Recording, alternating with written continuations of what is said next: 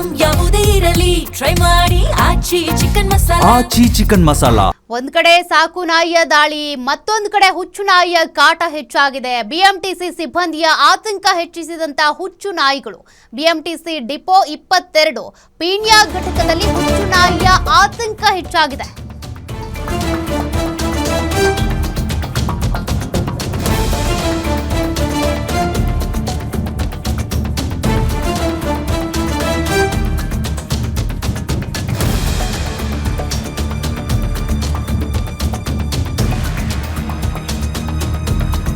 ಡಿಪೋದಲ್ಲಿ ಇರುವಂತಹ ಹುಚ್ಚು ನಾಯಿಗಳನ್ನ ಕಂಡು ಸಿಬ್ಬಂದಿಗೆ ಈಗ ಟೆನ್ಷನ್ ಹೆಚ್ಚಾಗಿದೆ. ಈ ಬಗ್ಗೆ ಬಿಎಂಟಿಸಿ ಮುಖ್ಯ ಭದ್ರತಾ ಅಧಿಕಾರಿ, ಜಾಗೃತ ಅಧಿಕಾರಿಗೂ ಕೂಡ ದೂರನ್ನ ಕೊಟ್ಟಿದ್ದಾರೆ. ಏನು ಪ್ರಯೋಜನ ಇಲ್ಲ, ಹುಚ್ಚು ನಾಯಿಗಳಿಂದಾಗಿ ಜೀವ ಭಯ ಇದೆ ಅಂತ ದೂರು ಕೊಟ್ಟಿದ್ದಾರೆ.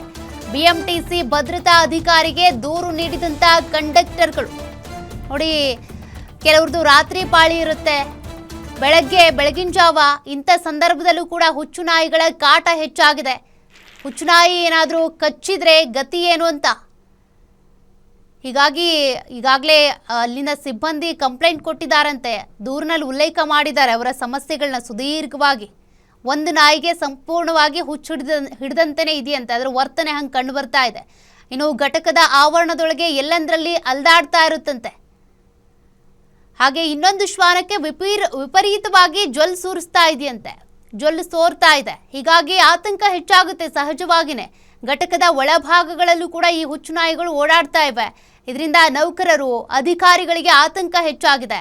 ಅವಕ್ಕೆ ಹುಚ್ಚಿಡ್ದಿದೆ, ಅವುಗಳೇನಾದರೂ ತಮ್ಮನ್ನು ಕಚ್ಚಿದ್ರೆ ಪಾಪ ಅವ್ರಿಗೂ ಹುಚ್ಚಿಡಿಯುತ್ತೆ. ಸರಿಯಾದ ಚಿಕಿತ್ಸೆ ಆಗಲಿಲ್ಲ ಅಂತ ಅಂದರೆ, ಟ್ರೀಟ್ಮೆಂಟ್ ಫಲಕಾರಿ ಆಗಲಿಲ್ಲ ಅಂದರೆ ಅವರು ಕೂಡ ಸಾಯುವಂಥ ಪರಿಸ್ಥಿತಿ ಇದೆ. ಅದೆಷ್ಟೋ ಮಂದಿ ಈ ಹುಚ್ಚು ನಾಯಿ ಕಡಿತದಿಂದ ಸತ್ತಿದ್ದು ಉದಾಹರಣೆ ಇದೆ. ಚಾಲಕರು, ಘಟಕದ ಹೊರಭಾಗದ ನಿವಾಸಿಗಳಿಗೂ ಕೂಡ ಜೀವ ಭಯ ಇದೆ. ಇಂತಹ ನಾಯಿ ಕಚ್ಚಿದ್ರೆ ರೇಬಿಸ್ ರೋಗ ಹರಡುವ ಆತಂಕ ಹೆಚ್ಚಾಗಿದೆ.